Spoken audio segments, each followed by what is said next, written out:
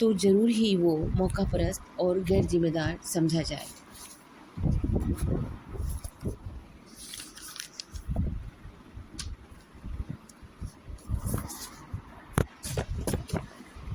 ममता को छोड़कर आना और सुमन से जुड़ जाना, दोनों निर्णय क्या उसके उपेक्षित अपेक्षाओं और क्षणिक आवेशित प्रतीकात्मक मनोभावनाओं के परिणाम थे, या कोई सोची समझी प्रतिशोधात्मक कदम, या दोनों ही नहीं, बल्कि बिना कुछ सोचे समझे यूं ही किसी राह हो लेना, किसी भटके हुए राही की तरह। आखिर उसकी तंद्रा टूटी।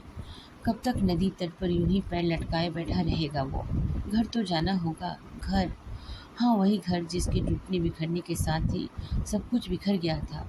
नौकरी चाकरी सब जाती रही थी। अपनी पार्टी महकमे में एक अच्छी पहचान बनने लगी थी उसकी। अपनी मेहनतों और कार्यों, खास करके स्वच्छता के लिए जो अभियान उसने शुरू कर रखे थे। गंगा को साफ तो करना है, मगर हवा में फैलती विषैलापन पे जल्द से जल्द रोक लगाना भी उतना ही महत्वपूर्ण है। अपनी डायरी हाथ में उठा घर के लिए चल पड़ा। घर जो फिर से खड़ी होने की कोशिशों में लगा हुआ था, उसी की तरह। नदी तट पर हर सुबह आ जाता था आजकल तड़के ही। ये आदत वो बनारस से लेकर आया था, जो सुमन के साथ ने लगाया था।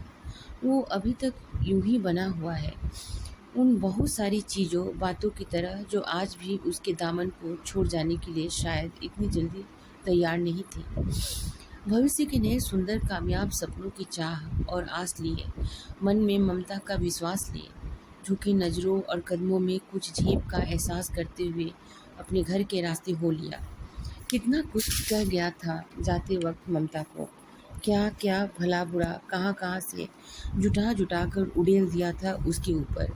उससे बिलखते वक्त पूरी राह वही शब्द कानों से जा जाकर टकराते रहे, उसके कदमों को ठिठकाते रहे। जिस घर को मैंने अपने खून पसीने से सींचा, कभी अपने लिए कुछ नहीं सोचा, कुछ नहीं मांगा, अपना सर्वस्व लगा दिया, बिना सोचे, बिना परवाह किए। कल को तुम या कोई भी घर परिवार मुझे सर्वस्व रिक्त, सर्वस्वहीन समझ छोड़ ना दे मुझे, मेरा साथ ये सोचने की तनिक भी जहमत न उठाए कि अगर मैंने अपना सर्वस्व झोंका है तो इसी घर के लिए, तुम्हारे लिए, इस परिवार की सुख संपन्नता के लिए, खुशियों के लिए। उस घर को, उस घर के अस्तित्व का तुम्हें कोई फिक्र नहीं, कुछ चिंता नहीं। दूसरों की बातों में आकर जरा सी भी विचार किए बिना मुझे दोषी निराधार बनाए जा रही हो। दूर की चमक धमक में आकर विभिन्न लोलुपताओं में घिरी जा रही हो। इस घर को बर्बाद कर दिया तुमने, मेरे माँ बाप को ठेस पहुँचाया है तुमने, उनका अपमान किया है तुमने, बांट दिया तुमने इस घर को, बंदर बांट कर मिट्टी में मिला दिया। किसी ने भड़काया और इस ज़मीन के टुकड़े टुकड़े करने लग गई तुम कहीं भी चली जाओ, मगर लौट कर तुम्हें यहीं आना होगा, मेरे कदमों में गिरकर माफ़ी मांगनी होगी। तुम नितांत स्वार्थी और लालची हो। और भी कितनी कड़वी बातों का घूंट उड़ेल दिया था उसके दिलो दिमाग में। उसे समझने की, बुझने के लिए जरा सा भी वक्त नहीं था मेरे पास। छोड़ आया था उसे, यह कहकर जा रहा हूँ सदा के लिए, नहीं लौटूंगा, तुम्हारा चेहरा अब कभी भी नहीं देखूंगा। तिलमिला गया था मैं, बेवल होकर, हड़बड़ा कर, घबराहट से असमयित हो गया था पल भर के लिए। और उसी पल में, उसी कमजोर पलों में यह अस्थायी अनिर्णित निर्णय ले लिया गया था मेरे मन से। कैसा चक्कर चला दिया था उसकी बहन ने। नाम तो था स्नेहा, मगर स्नेह इस शब्द से जैसे उसका कोई सरोकार ही न था। कुठनी की तरह अपनी डायन बुद्धि हर जगह दोहराने वाली स्त्री थी वो। उसका काम ही जहाँ कहीं भी सुख शांति दिखे उसमें आग लगाना और सब कुछ जलाकर राख कर देना था। वो भी क्या करे, उसका दोष क्या है, भगवान ने ही उसे ऐसा बनाया है। स्नेह वर्षा के नाम पर अंगारे बरसाने का काम नियुक्त किया है उसे। पूरे घर को देखते ही देखते सम्मोहित कर अपने वश में कर लिया हो जैसे। क्या बुजुर्ग, क्या बच्चे, क्या चतुर, क्या नासमझ, सब के सब उसके इस घर की परवाह किए बगैर उसके काले जादू के चपेट में आ गए और इस घर का तहस नहस होने के लिए इसे छोड़ वो भी चल दिया कहीं दूर, बहुत दूर। पीछे मुड़कर नहीं देखा, नहीं देख सका कभी। वो नहीं जानता, इतना कमज़ोर, इतना असहनशील, धैर्यहीन वो कैसे हो गया। इस धोखे की राजनीति, फरेब की दुनिया उसे तोड़ कर रख दिया था, मन को झकझोर कर रख दिया था। मन को जब कुछ झकझोर कर रख देता है तो मन उस पर इतना सोचता है, इस कदर मंथन करता है कि पहले से भी प्रशस्त और सुंदर राह निकल के आती है। रोशनीदार समाधान सुझा जाता है वो झकझोर, मगर उसके साथ सब कुछ उल्टा पुल्टा हो गया। किस तरह वो उलझ गया सबके बुने जालों में। सब ममता, स्नेहा और उसके अपने अपने परिवार वाले अपने अपने रोल में थे, अपने किरदार निभा रहे थे।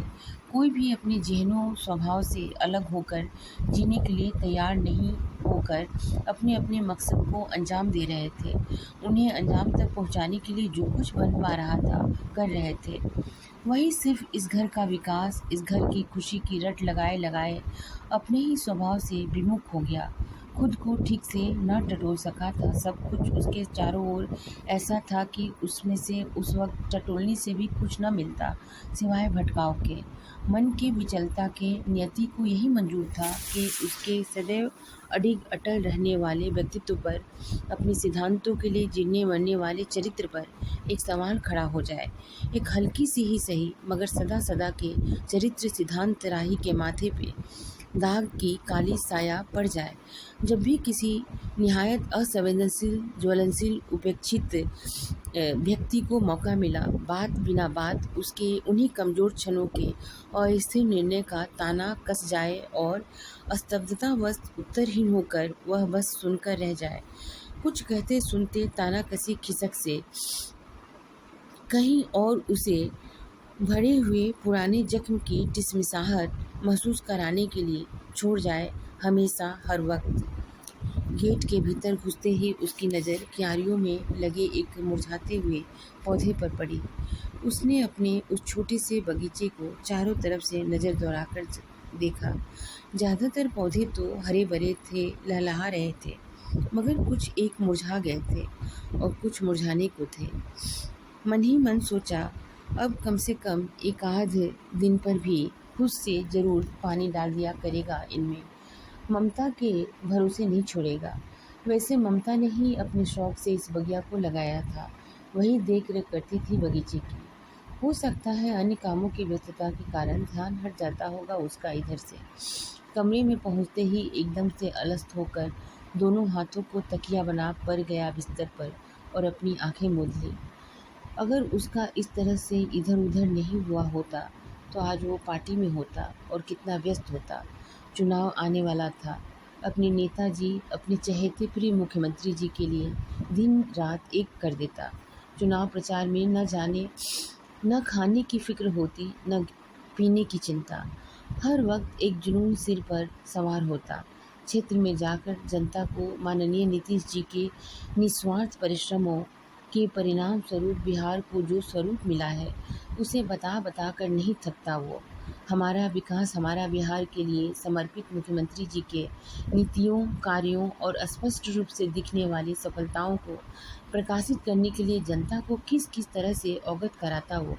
जो अद्भुत परिवर्तन बिहार में 15 सालों में, सिर्फ 15 सालों में दुनिया के सामने उन्होंने कर दिखाया, उसको समझने, समझाने, देखने में, दिखाने में जनता भी कितनी देर लगाती।